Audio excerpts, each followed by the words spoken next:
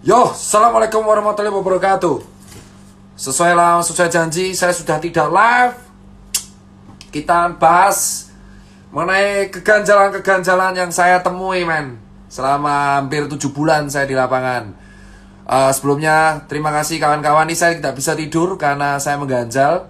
Dan jam 7 saya harus rapat relawan. Jadi ini sudah jam 3. Jadi saya tidak akan tidur. Saya akan lebih bersuara, menghabiskan waktu bersama kalian. Saya berhati-hati dalam berbicara karena saya takut dari hasil pembicaraan ini mungkin saya bisa digoreng dengan pasal-pasal karet. Ya mungkin dijeblosin supaya saya diam. Tapi saya nggak akan diam karena teman-teman saya sekarang udah sengsara. Teman saya udah sekarat. Banyak perusahaan teman saya bangkrut. Banyak teman-teman saya di PHK. Banyak teman saya yang dipermasalahin juga. Jadi kita akan bersuara. Oke, ini ya. Perkataan ini tidak mewakili sebuah disclaimer ya. Saya tidak mewakili manapun. Saya tidak mewakili dokter, saya tidak mewakili UMKM, saya hanya berbicara sebagai seorang warga negara Indonesia yang mempunyai hak untuk berbicara. Tapi saya akan membatasi, saya tidak akan berkata-kata kotor, saya tidak akan menuduh siapapun, tapi hanya saya melemparkan apa yang saya temuin.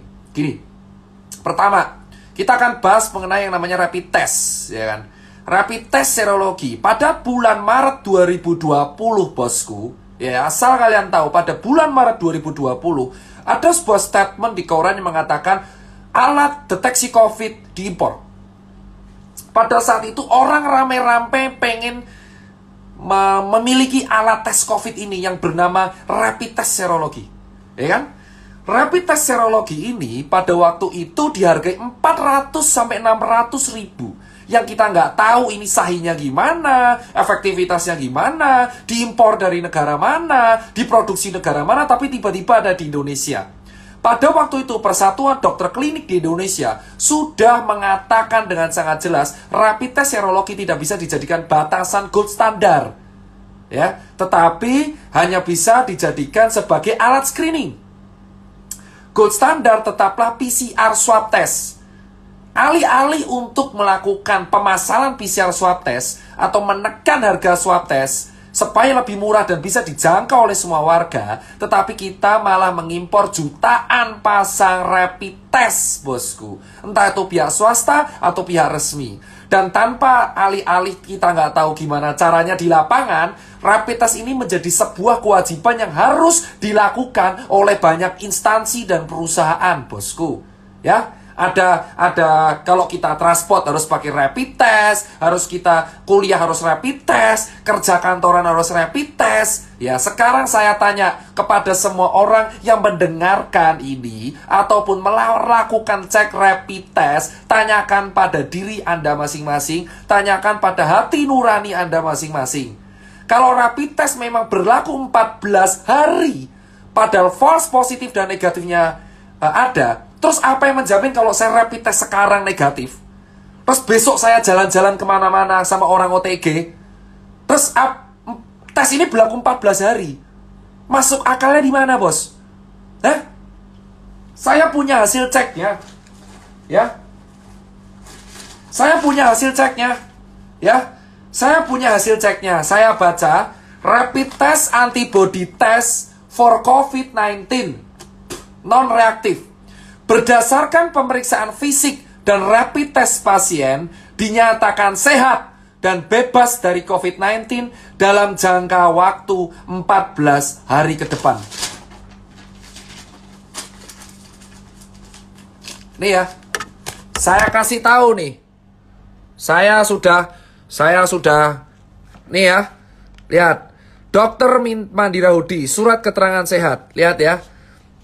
Berdasarkan pemeriksaan fisik dan rapid test, pasien dinyatakan sehat dan bebas COVID dalam jangka 14 hari.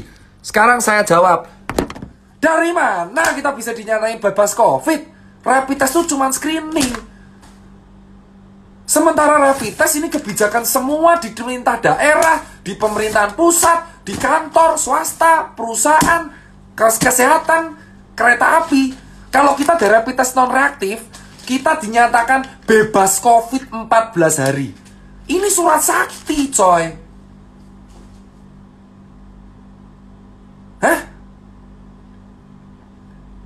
Sekarang kalian pikir pakai logika nih hal pertama. Saya di lapangan 7 bulan. Saya tidak mewakili manapun. Tidak mewakili relawan. Tidak mewakili nakes. Tidak mewakili UMKM. Saya berbicara sebagai Tirta. Nih, 14 hari. Kalau kamu rapid test, membayarkan sejumlah uang untuk rapid test, itu screening. It means kalau screening, ya itu berlakunya harus didiagnosa. Terus kalau kamu screening, ditulis rapid test antibody non-reaktif. Kamu akan mendapat surat keterangan sehat. Yang dimana surat keterangan sehat ini sesuai kebijakan akan berlaku 14 hari. Jadi kalau kamu ya membawa surat ini, bosku, dan ini baru satu, ada di berbagai perusahaan banyak surat ini keluar, kamu bisa kemana-mana bebas 14 hari, bosku. Sekarang bayangkan kalau kamu punya surat ini, terus kamu makan di restoran, kamu dugem, gak pakai masker, gak pakai apapun, kamu punya surat ini, kamu tinggal tunjukin, "Men, saya bebas COVID loh." Terus, hah? Lu pikir pakai ini ya. Sudah jelas gold standarnya tuh PCR swab, bos. PCR swab adalah gold standar untuk menentukan seseorang.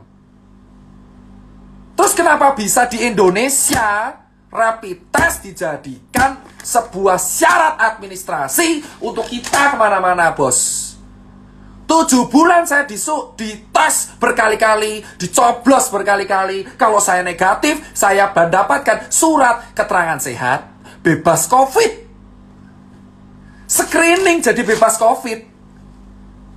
Hah?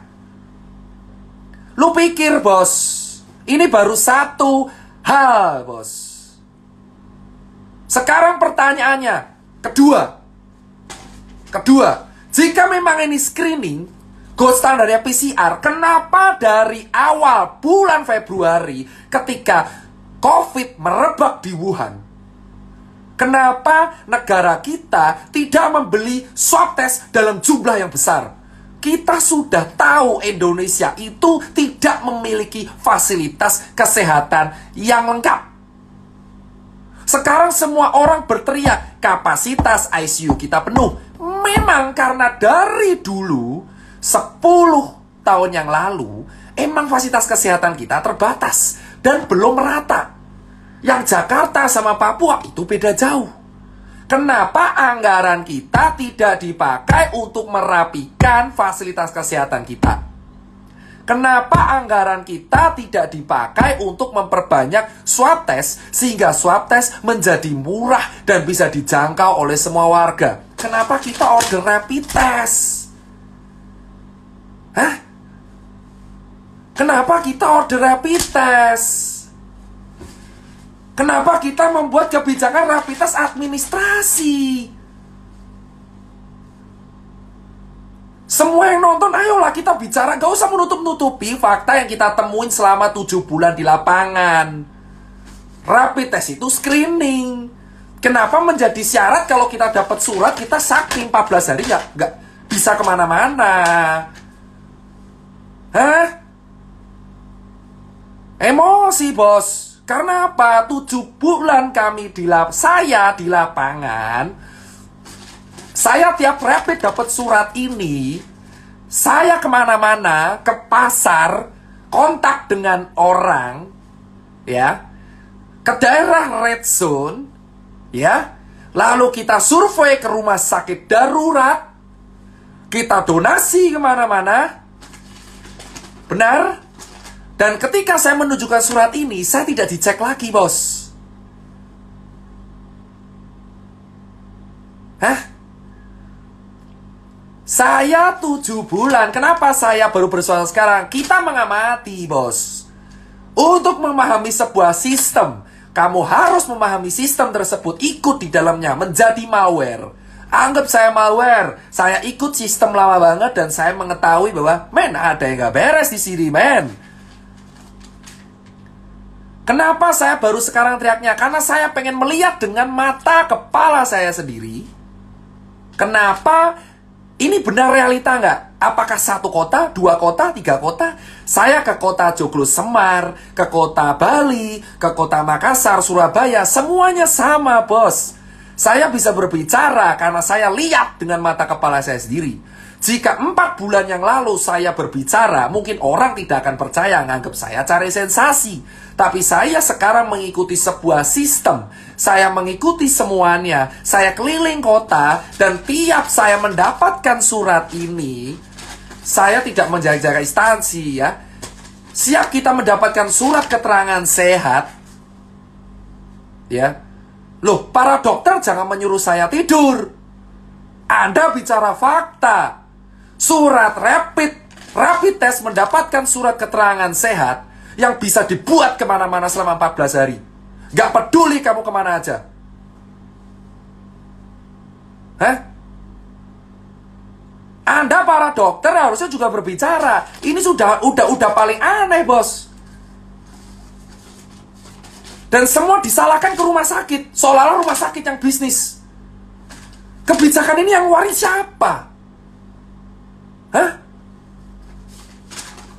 Kebijakan ini yang warin siapa? Jangan dilempar ke rumah sakit seolah rumah sakit yang butuh duit. Surat ini berlaku 14 hari, bos. Dan ini dikeluarin oleh banyak lab. Jika kamu rapid mendapatkan surat keterangan ini, 14 hari kamu bebas kemanapun. 150.000. Poin nomor 2, di bulan Maret 2020, harga rapid Rp600.000. Ya. Saya saksinya di lapangan 7 bulan. Saya mengikuti semua sistem yang ada dari bulan Maret sampai bulan September 2020. Saya keliling di semua kota. Saya mengikuti harga perkembangan rapid di Indonesia. Dari harga Rp600.000 di e-commerce sampai sekarang hanya berharga Rp150.000. Kemana aja Bung Tirta? Saya ngikuti sistem. Saya bisa bicara karena saya keliling 17 kota di Indonesia. Kalau saya tidak keliling, saya tidak akan berani berbicara karena nggak ada bukti. Kedua, Rp600.000 di bulan Maret sekarang menjadi Rp150.000. Selisih Rp450 itu kemana, bos? Kalau memang rapid bukan bisnis, kenapa di awal saya membayar Rp600.000 untuk rapid? Sekarang saya yang membayar Rp150.000. Bahkan beberapa BUMN menjual Rp95.000 untuk rapid. Lalu kemana selisih Rp500.000 yang saya bayarkan dari bulan Maret dan April? Kalau Anda mengatakan, saya kenapa berani bersuara sekarang? Karena saya mengikuti sistem selama 7 bulan. Gak usah melarang saya tidur. Gak usah melarang saya tidur. Karena saya tidak akan bisa tidur. Jam 7 saya harus rapat. Tanyakan pada kalian, berpikirlah kalau memang rapid itu memang bisnis, saya bilang. Di bulan Maret, April harganya Rp600.000 rapid itu. Saya keliling di banyak e-commerce, ada orang nawarin donasi, ada orang jual. Saya sudah capture. Bukti saya lengkap. Di handphone saya, di email saya, selama setengah tahun, banyak oknum yang mengaku dan menjualkan rapid. Tapi saya tolak. Banyak oknum menjualkan rapid ke saya. Saya tolak. Banyak oknum meminta dicarikan pembeli ke handphone saya. Hah? Banyak orang meminta, dok, butuh donasi rapid atau enggak? Kami punya loh. Saya bisa bicara karena saya selama setengah tahun di sistem, dan banyak orang yang DM saya, WA saya, email saya, ya, menggunakan handphone, ya, dan di handphone ini ada orang WA saya mengatakan, dok, butuh rapid tidak? Buat donasi, harganya segini loh, termurah. Anda katakan itu bukan bisnis. Hah? Kalian semua diam karena takut dicabut izinnya. Ini baru rapid. Saya bisa bicara karena ada oknumnya yang nawarin. Saya tidak akan berkata-kata kotor karena saya bisa goreng di sini. Ada orang yang mengeluarkan oknum-oknum yang mengeluarkan statement dan menawarkan ke saya, "Dok, butuh rapid." Dan itu nggak satu, belasan orang. Jika memang rapid untuk warga, gratiskan, bos. 2, harga yang nggak masuk akal. 3, kita sudah tahu red zone kita itu di kota besar. Kota besar, bos.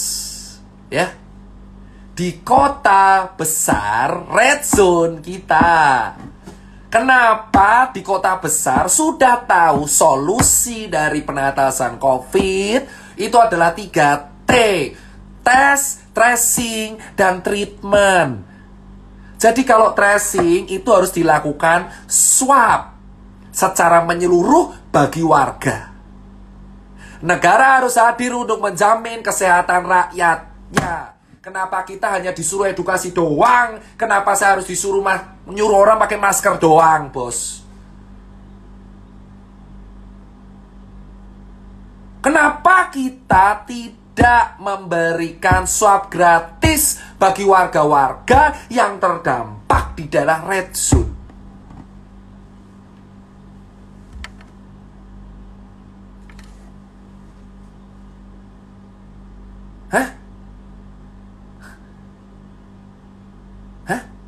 Anda berpikir, silakan Anda berdebat selama 7 bulan saya mengamati, bos. Ya, Anda pikir dengan kepala Anda, hati nurani Anda yang nonton ini, silakan Anda berpikir. Solusi dari COVID itu ada 3T. Tes, tracing, dan treatment. Apa yang dilakuin negara kita? Membayar influencer untuk gerakan edukasi selama setengah tahun, bos. Red zone, saya bilang, red zone kita itu ada di kota besar, ya. Kenapa sejak awal tidak ada swab gratis untuk seluruh warga? Alih-alih kita mengimpor rapid test untuk syarat administrasi.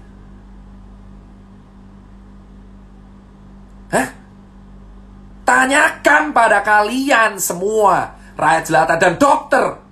Buat para teman-teman saya sejawat dokter, Anda tahu jawabannya COVID itu solusinya 3T. Tes, tracing, treatment. Tesnya swab tes, tracingnya swab tes, treatmentnya obat, suruh istirahat bed rest. Sekarang apa yang kita lakuin, men? Kita nyuruh orang edukasi terus, pakai masker terus tanpa tahu vaksinnya keluar kapan. Tidak ada jaminan vaksin itu ada, men. Ini masih level 3. Kalian semua belum tahu bahwa vaksin itu belum tentu lolos. Kita semuanya mendapat harapan yang belum tahu kejadian apa enggak.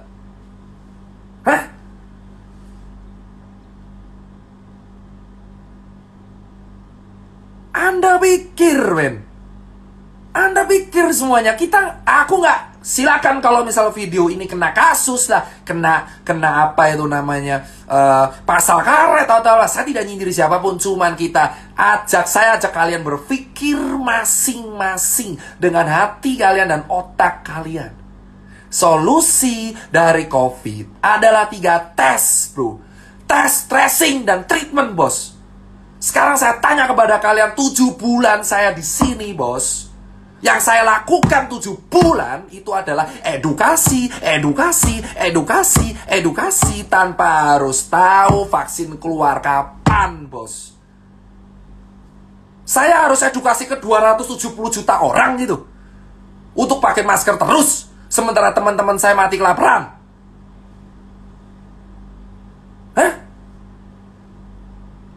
Harusnya swab test untuk negara, untuk daerah yang red zone. Kenapa malah impor rapid? Ini SKCK yang baru, rapid test. Swab test sekarang seharga 1,5 juta, 1,9 juta. Anda bisa cek video vlog saya di YouTube. Kita diskusi dengan salah satu perwakilan rumah sakit yang mengatakan emang swab test harganya 1,5 juta. Dan ditanggung pemerintah kalau kamu ada gejala atau COVID. Bayangkan ada orang, rakyat jelata, gajinya UMR cuma 3,8 juta. Dia ingin cek, saya pengen swab 1,5 untuk swab tes. Jika kalian bergejala mirip COVID, baru diganti. Gimana kita mau sembuh bro, swab tesnya aja mahal. Saya tidak promo YouTube bro, kalian bisa cek. Saya ada bukti yang mengatakan bahwa emang swab test itu kalau bergejala baru diganti, bro. Baru diganti, bos. Ini negara demokrasi, bos. Kita berbicara dijamin pasal 28. Jika saya, gara-gara saya berbicara seperti ini, saya diapa-apain, kalian tahu apa yang harus kalian lakuin. Saya muak, men. Selama 7 bulan, saya tuh edukasi terus non-stop. Terus non-stop, bos.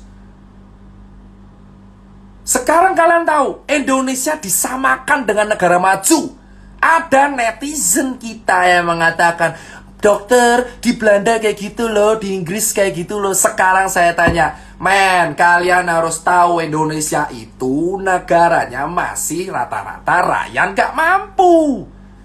270 juta orang. Gold standarnya swab test. Swab test kalau mau sendiri bayar 1,5. Kau suruh orang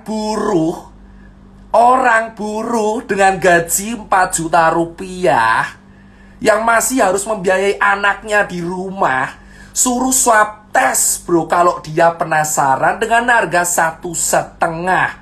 Dan jika kamu ingin diloloskan, dinyatakan sembuh dari COVID, kamu harus negatif COVID. Swab tes harus negatif COVID. Jika saya pernah positif COVID, saya dinyatakan sembuh jika saya tidak bergejala dan swab tes negatif COVID. Jika saya masih positif sampai 2 bulan, ya saya dinyatakan positif terus. Hah? Gimana kita mau kelar dari COVID? Orang swabnya aja mahal. Padahal gold standar dan pemecahan masalah COVID adalah tes, tracing, dan treatment. Sementara kita hanya ditanggung gratis kalau kita bergejala. Padahal permasalahan kita adalah OTG, karier tidak bergejala, bos. Bicara seperti pihak berwenang, sudah saya katakan. Saya sudah sering berbicara dengan senior-senior saya. Dan selama 7 bulan saya berbicara dengan senior, apa yang saya dapatkan? Dan kalian melarang saya bicara di medsos. Kenapa? Karena takut saya akan menceritakan semuanya. Medsos itu tempat kita berpendapat. Saya boleh berpendapat sampai kapanpun. Selama saya tidak menyindir siapapun. Saya bertanya, jika memang gold standar dari COVID itu adalah tes, tracing, treatment, kenapa swab tes mahal 1,5? Kenapa kita tidak menganggarkan sebuah anggaran untuk menalangi swab tes di Indonesia? Hah? Swab tes itu baru rapid dan swab.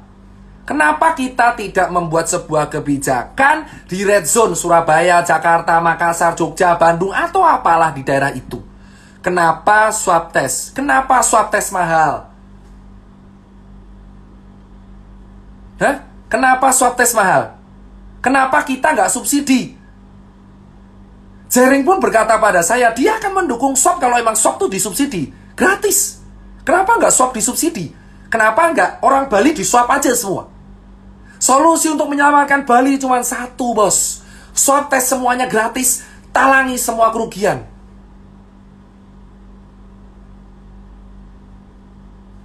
Kenapa, bos? Anggaran kita triliunan. Kenapa kita takut untuk melihat swab test? Gratis. Kenapa harus bayar? Mahal lagi 1,5. Dan orang bilang, ya rumah sakitnya tekor. Nah sekarang saya tanya, oke, rumah sakit tekor. Siapa yang harus bertanggung jawab pada warganya ketika dalam kondisi pandemi, bos? Relawan, rumah sakit, dokter. Kenapa tidak ada solusi warga dikasih tes gratis? Sudah jelas ini dibutuhkan. 7 bulan saya melihat orang sekarat karena COVID. Gak bisa tes karena mahal.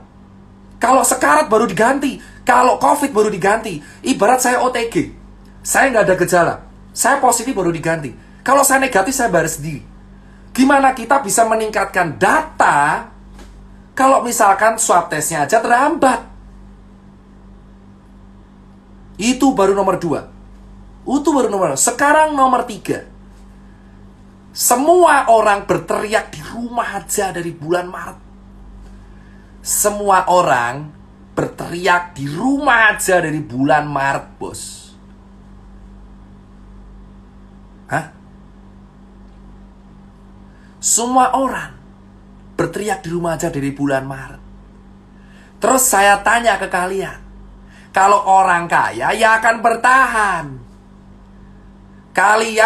Saya mengajak teman-teman kawan saya, orang kaya raya, Dokter Nakes dan kawan-kawan, saya tanya, itu orang buruh, PHK, pekerja harian, pekerja event, musisi, seniman, pekerja lepas, freelancer, orang nggak punya, ojek online, pedagang kaki lima, pedagang pasar, ya pegawai di mall. Hah? Kau suruh di rumah aja 7 bulan, ah?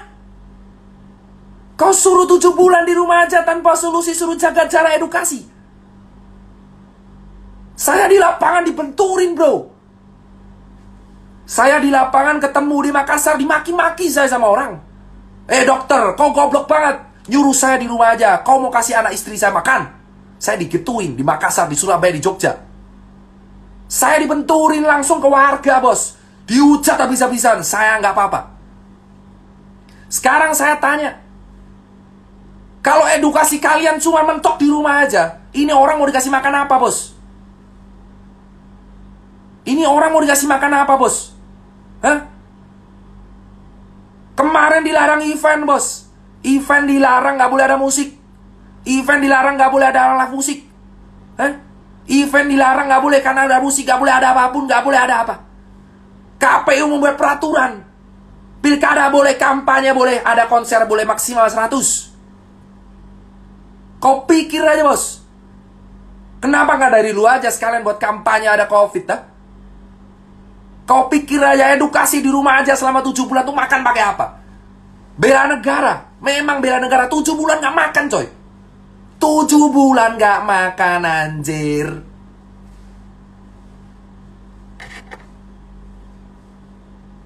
Tujuh bulan saya di lapangan melihat kawan saya di Surabaya dan Bali itu sengsara, bos. Kenapa saya bisa bercerita? Karena saya 7 bulan di dalam sistem. Anda mengatakan, saya kenapa bersuara sekarang? Karena saya mengamati sistem. Kalian pikir sekarang orang event, ya, orang freelancer, fotografer, seniman, supir taksi lah, terus pegawai buruh lepas harian, kuli bangunan, ya, cleaning service, kau pikir mereka disuruh di rumah aja 7 bulan tanpa solusi? Negara harus hadir, bos.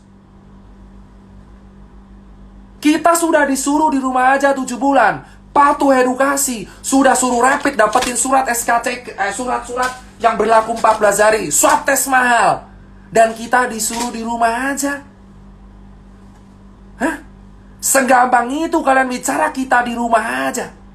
Memang saya nakes. Tapi saya punya kawan-kawan yang bukan nakes.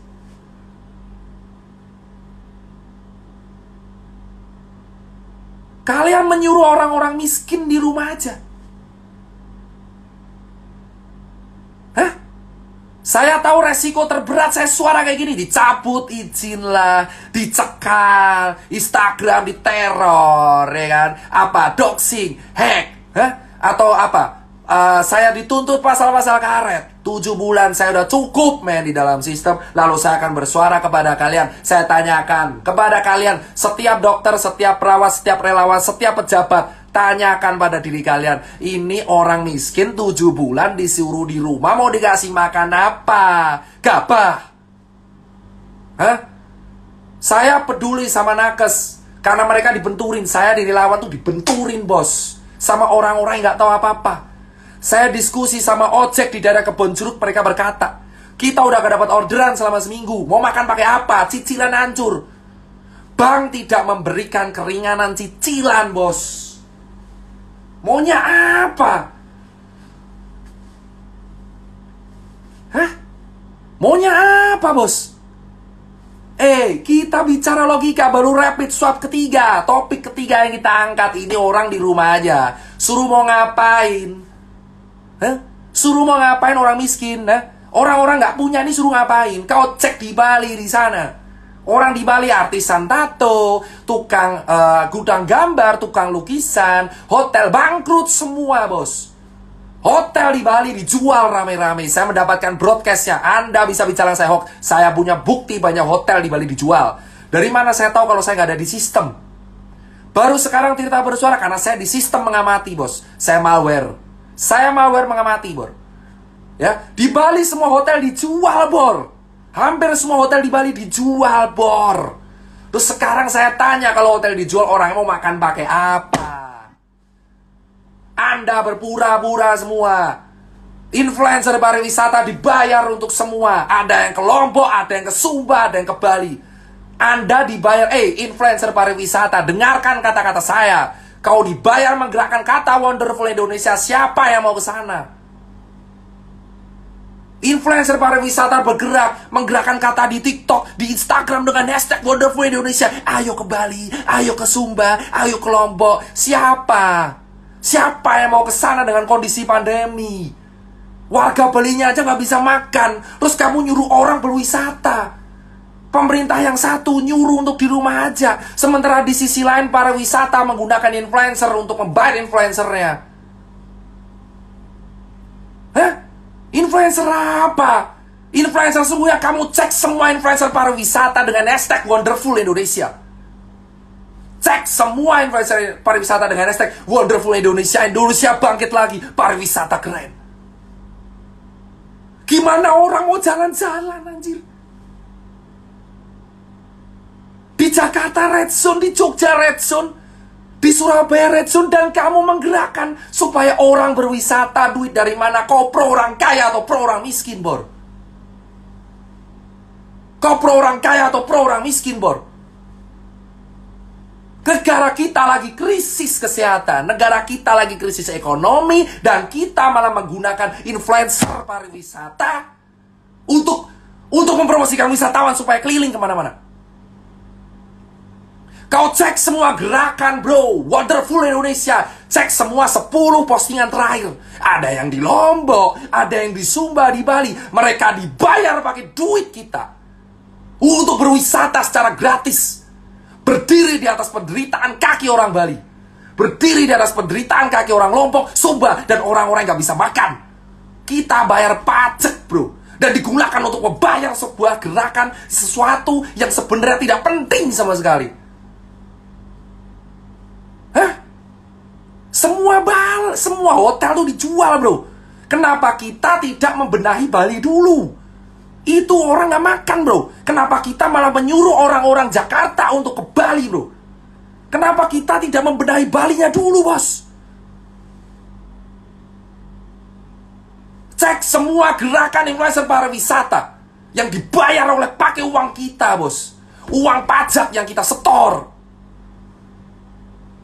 Hah? Saya tidak dibayar sama sekali di sini, bos. Ikhlas saya melakukan semua. Melihat fakta di lapangan, ada orang ke Bali selfie sana sini di hotel dan berperilaku seolah-olah Bali baik-baik saja. Bali tidak baik-baik saja, bos. Kawan saya dibully, di penjara, jaring. Saya sudah cukup diam melihat dia di penjara, bos. Dia maki-maki pangan tiap hari 500 piece per hari. Saya menemui dia ada susah. Karena perwakilan organisasi yang meningkat saya. Sementara influencer pariwisata, promo sana, promo sini. Ayo datang ke sini, bos. Uang dari mana? Kau bisa jalan-jalan karena dibiayai oleh uang dari rakyat. Kalian semua melihat postingan keren-keren sana sini. Sementara di sisi lain teman kita hancur lebur di bawah, nggak bisa makan, coy.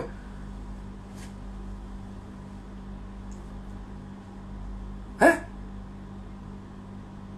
Kalian cek, bro. 7 bulan sudah cukup saya melihat fakta seperti itu, bos. Mana tanggung jawabnya? Kau jalan-jalan sana sini, tapi orang lain gak bisa makan. Dan kau bilang itu duitmu, ha? Gerakan Wonder Woman Indonesia dan kawan-kawan. Itu baru 4. 5, bos. Setiap postingan foto, orang nongkrong di angkringan, orang nongkrong di cangkruk, kau viralkan. Hah? Kau lupa banyak orang kantor juga kayak gitu. Gak usah munafik lu semua. Banyak orang kantor di Jakarta ngantor tuh gak pakai masker. Kenapa yang disasar hanya orang jalan, bos? Kenapa yang disasar hanya orang yang kerja tiap hari di jalanan, bos? Kenapa mobil yang punya satu ditilang? Orang naik KRL sudah susah, pakai scuba dirazia, didenda. Dendalah orang di kantor, bos. Kau pikir kantor itu melaksanakan protokol, lah? Handle dibersihin, lah? Kau sasar orang-orang di pasar, kau sasar orang-orang di jalanan, di angkringan, di cangkruk, di kafe, di coffee shop. Tapi kamu lupa klaster sesungguhnya ada di tingkat RT, RW, dan kantor. 7 bulan saya melihat semua aktivitas edukasi itu hanya difokuskan di pasar. Ya. Di pasar. Dan dilakukan di jalanan. Kenapa orang gak punya yang kau sasar terus? Hah? Sampai kapan kita hidup di dalam kepura-puraan, bos? Kenapa baru September kita semua panik? Bulan Maret saya sudah berteriak karantina untuk di wilayah Jakarta. Saya dihabisin, dihancurin karakternya. Jika seandainya dari Maret kita patuh, tidak terjebak dalam politik, tidak tuduh-tuduhan saya ini trauma pilpres di masa lalu, kita akan sukses, bos. Di bulan Februari para pejabat kita mengatakan Indonesia aman dari corona, Indonesia aman dari corona, corona takut sama Indonesia, empon-empon. Dan kemana kita sekarang kritis? Kita nomor 9 di dunia.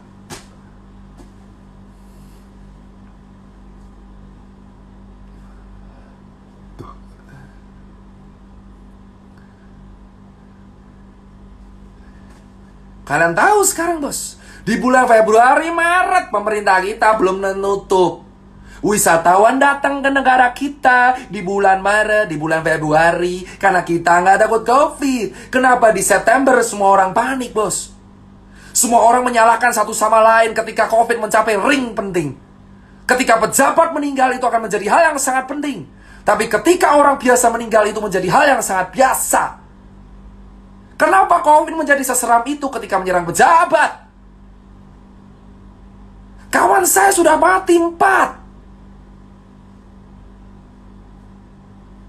Tapi ketika yang meninggal adalah orang penting, hal ini menjadi sebuah hal genting untuk dibicarakan.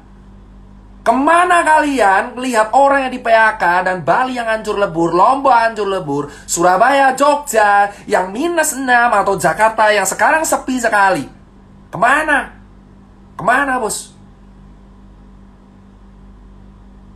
Dan para influencer yang dibayar oleh sebuah tim mengatakan bahwa Indonesia mana-mana aja dan malah berteriak mengenai RUU Omnibus Law.